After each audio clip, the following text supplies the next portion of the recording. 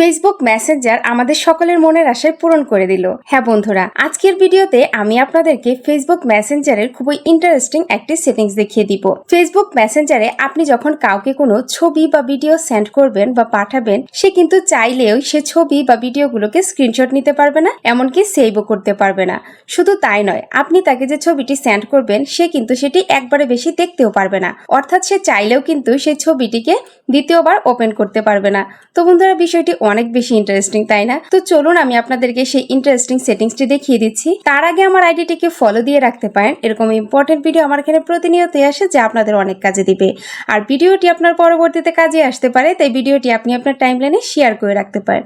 তো চলুন শুরু করা যাক। তো বন্ধুরা, কাজটি করার জন্য প্রথমেই আপনি আপনার ফেসবুক মেসেঞ্জারটি প্লে স্টোর থেকে আপডেট করে নেবেন। তো আপডেট করা হয়ে গেলে আপনি আপনার আপডেট করা ফেসবুক মেসেঞ্জারটি ওপেন করবেন। এখন আপনারা যে আইডিতে কাজটি করতে চাচ্ছেন বা যে আইডিতে ছবিটি সেন্ড করতে চাচ্ছেন সেই আইডিটি ওপেন করবেন। এখন নিচে দেখুন ছবির মতো একটা আইকন রয়েছে, তো এই আইকনটিতে আপনারা ক্লিক করে দিবেন।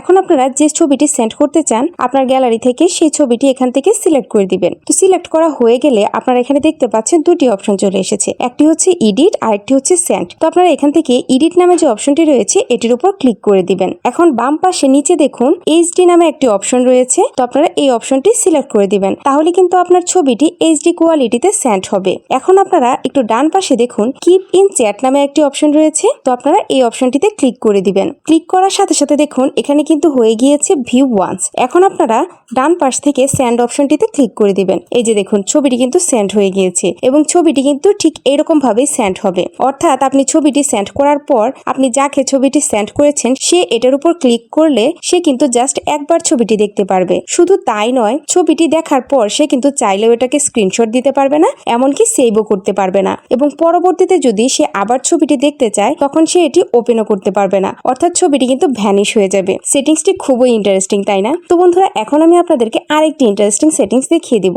এখন আপনারা সেই ইন্টারেস্টিং সেটিংসটি যে আইডিতে করতে চান সেই আইডিটি ওপেন করবেন। এখন ডান পাশে উপরে আপনারা যে আইয়ের মতো আইকনটি দেখতে পাচ্ছেন এটিতে ক্লিক করে দিবেন। এখন আপনারা একটু স্ক্রল ডাউন করে নিচের দিকে চলে আসবেন। দেন এখানে আপনারা নিচে দেখতে পাচ্ছেন ডিসঅ্যাপিয়ারিং মেসেজ নামে একটি অপশন রয়েছে, তো আপনারা এই অপশনটিতে ক্লিক করে দিবেন। এখন আপনারা এখানে দেখতে পাচ্ছেন এখানে কিন্তু অফ সিলেক্ট করা আছে, তো আপনাদের এখানে কিন্তু অফ সিলেক্ট করা থাকবে। তো আপনারা এখান থেকে 24 আওয়ার্স সিলেক্ট করে দিবেন। তো বন্ধুরা, এই সেটিংসটি করার পর থেকে আপনি যার আইডিতে এই সেটিংসটি করেছেন তার সাথে আপনি যে চ্যাটিং গুলো করবেন বা যে কথাগুলো বলবেন সেগুলো কিন্তু 24 ঘন্টা পর অটোমেটিক্যালি ডিলিট হয়ে যাবে, অর্থাৎ 24 ঘন্টা পর কিন্তু সে চাইলেও এই মেসেজগুলো বা চ্যাটিং গুলো আর দেখতে পারবে না। That's it.